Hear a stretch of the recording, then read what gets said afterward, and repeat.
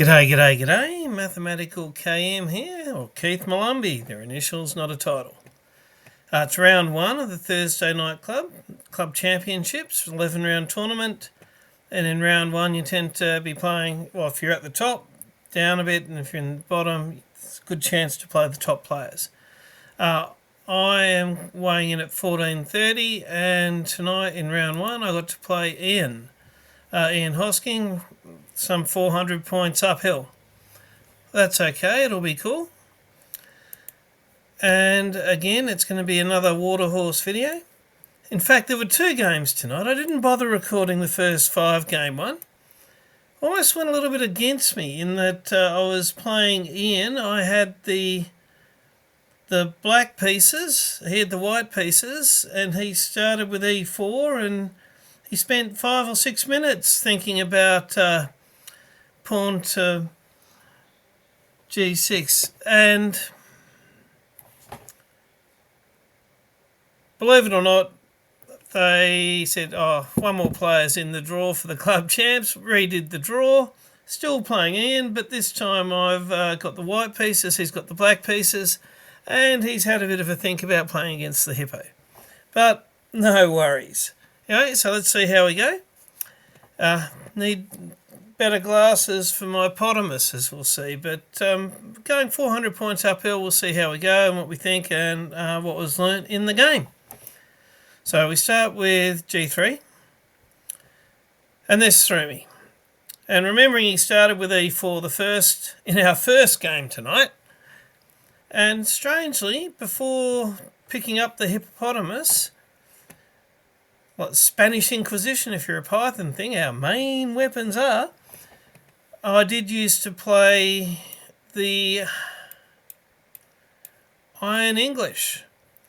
And against C4 there, symmetrical Iron English, could have gone down that path. Didn't think of it at the time. But what did I do? I thought, well, double fianchetto, he's done a flank pawn there, and if he pushes that C pawn forward, we'll just see. We got it covered. And he's gradually getting his pawns out into, and now it almost just strange move order really, but we've got the pretty standard 3-pawn centre on the queen side with the knights in the normal places. So just starting with C4 was just trying to throw a little bit of a spanner out there. And we haven't got the moves 9 and 10, which is semi-optional. A3 is probably not the go, given that we've got a pawn on C5. But we've got the thick-skinned hippo. Your opponent's about 0.5 or 6, 0.8 to them because they've got the space in the computer-like space and we haven't got any space yet. And we need to take a look at what are our choices. Finishing with the prophylaxis move of H3 is probably not the worst choice. He's brought bishop out there to get 2 pieces protecting that pawn. We finish, remembering that A3 is not really on our radar, so we've fully got ourselves ready. He's got a battery coming at H4. What are our choices? From Solomon's courses, quite often when there is a 3-pawn centre, attacking that 3-pawn centre is often not a bad move. Also, pretty standard move, the G4, ready for a knight coming in behind, or even the knight coming to threaten the bishop. And the bishop would then be trapped for a exchange of a knight for a bishop, which is a minor win. And I've gone for that plan.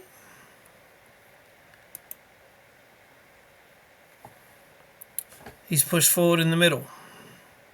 Let the computer think about it for a bit. Quite often, and we haven't castled yet, castling is actually a choice here, but our best choice is e-pawn forward. Lock it up in the middle. Played. He's doing a bit of a storm over on the queen side. Again, castling. Maybe I should cast a little earlier. This bishop is biting on granite. So bishop to c1 on a much, potentially far more useful diagonal is a move. And a4. If you take me, you'll probably end up taking with the rook,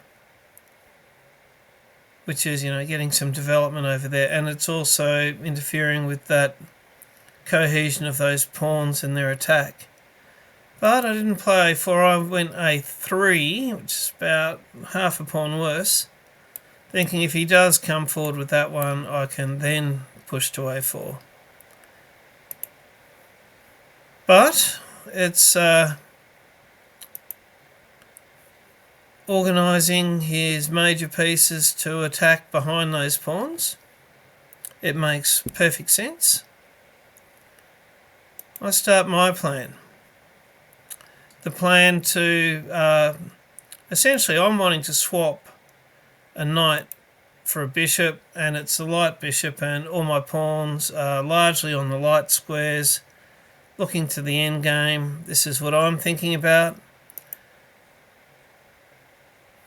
Now I can see he's threatening over here. 2 pieces on that pawn. But if I spring the move,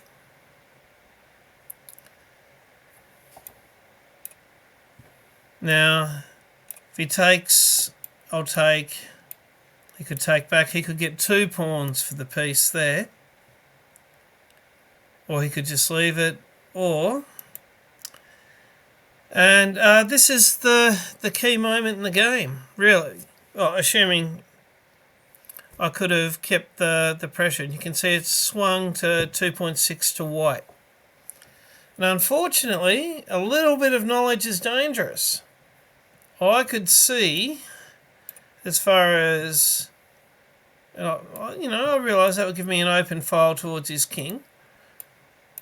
I take, but I did realise if he takes back with the queen would be threatening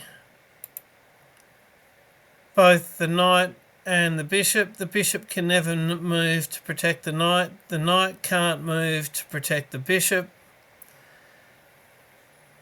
So it essentially would be, and I thought it's essentially just giving him another pawn. But in some ways, getting rid of that pawn is giving opening lines towards his king. That's good. I can maybe castle queenside soon. But I also missed, in my thinking, not seeing that one more move ahead. If his queen comes in and takes the pawn, my move is bishop to h3. The queen cannot escape down that diagonal. Worst case, I can win an exchange of a bishop for a rook, and that's pretty damn good. But as we'll see with the computer, that queen is in a little bit of danger in here, and in fact we can trap that queen with the best moves being played.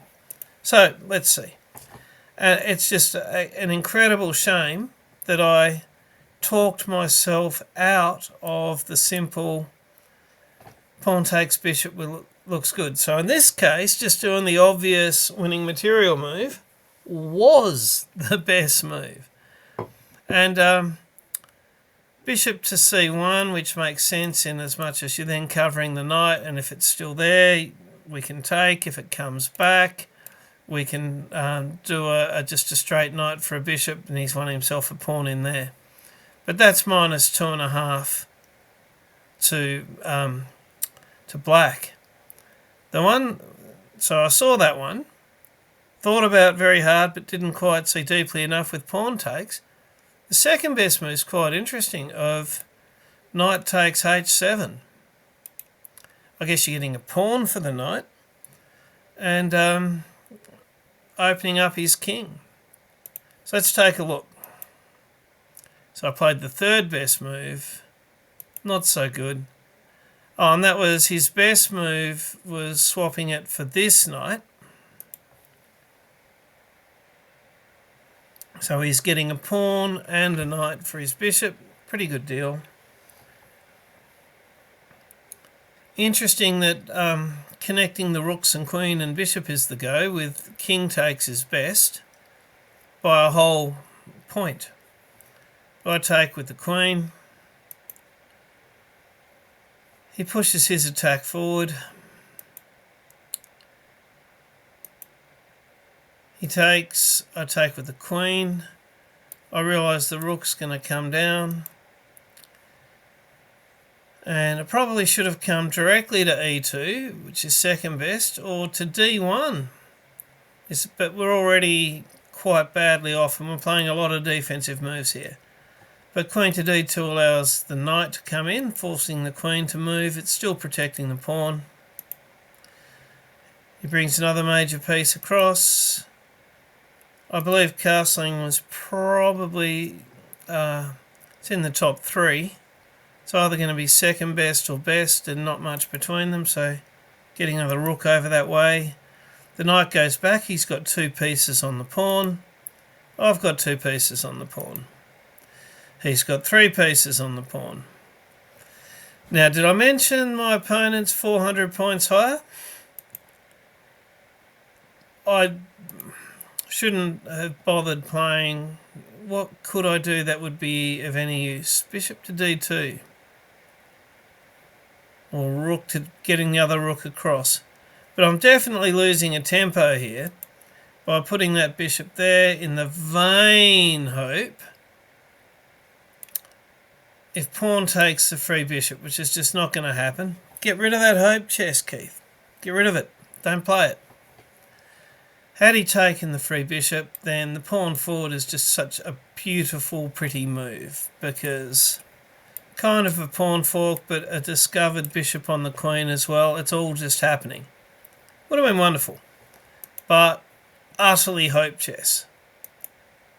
He takes. I really have not much choice other than to... And so now if you look at the pawn count, he's 2 pawns up. And he's doing what the Hippo player kind of likes doing, which is getting to an end game with an advantage in the pawns and winning from there. It's just black is doing that to me here. I have the chance to move the bishop away from the pawn. Knight comes in. He takes, I take, he takes, I take. That pawn's going to be the death of me. Nice move with that knight. He takes, I take. And even from here, king cannot take knight. It's not one of the top 3 moves for a reason. If the king takes the knight, the pawn gets through. So try and bring a knight to... Beautiful move, check, and at more material. I could go here. Actually, I can't, the knight there. It's just, it's at this point that I shook Ian's hand and said, well played. But, yeah, so very interesting game. So that speed bump there. And I think this will be the thumbnail. Still cursing myself on the inside. Thumbnail for this one. It's got to look a bit deeper. The patser sees a bishop is actually the right move. And seeing that the queen can take and then win one of these, so what? It's, in fact, let's go down some of the best moves and then we'll call the video a day there. But from the Woulda Coulda Shoulda Didn't, another potential title for the video. We take. Let's give black their best move. C4, I don't think...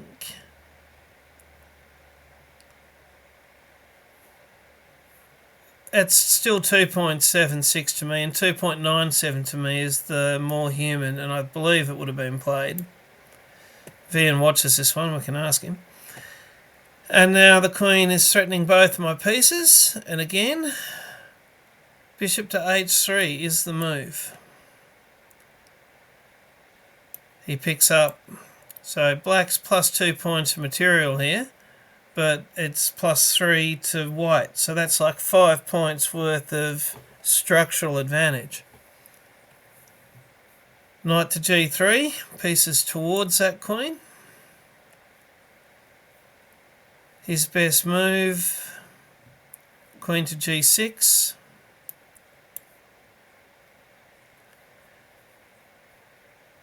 Bishop to f5.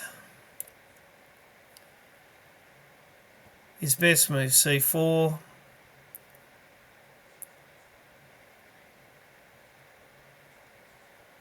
He's going to get some advantage over here on the queen side, but interesting that b times c4. This time we're going to say the human move is bishop takes g6, and it's, 0.07 different.